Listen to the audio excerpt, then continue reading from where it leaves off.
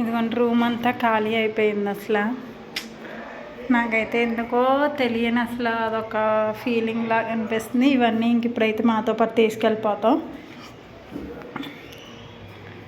ఇంక టీవీ వాళ్ళు అయితే ఇంకా రాలేదండి, ఇది కూడా తీసేసేయాలి.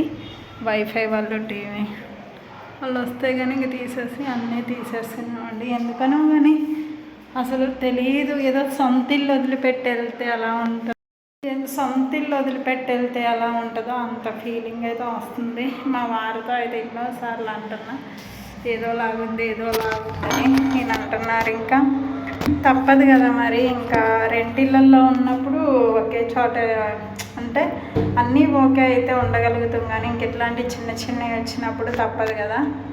అది సొంత ఇల్లు అయితే మారే పని ఉండదు, కానీ ఇంకా రెంటిళ్ళలో ఇవన్నీ కామన్ అని అయితే నేను అంటున్నారు. అసలు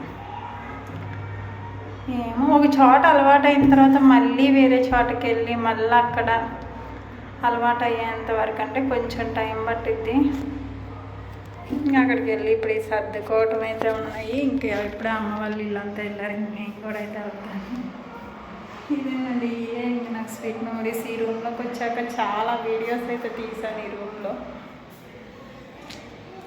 ఇక్కడే ఎక్కువ, ఇక్కడ దివాన్ కాట్ ఉండేది, ఇంకా ఎక్కువ వీడియోస్ అలా చేసుకునేదాన్ని.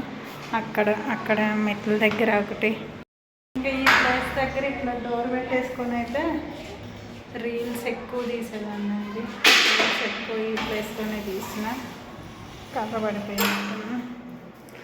అంతే కదండి, నెక్స్ట్ ఎవరు వస్తారో ఏంటో ఈ రూమ్కి. అంతే కదా, ఏది మనకి శాశ్వతం కాదు. బాయ్ అండి.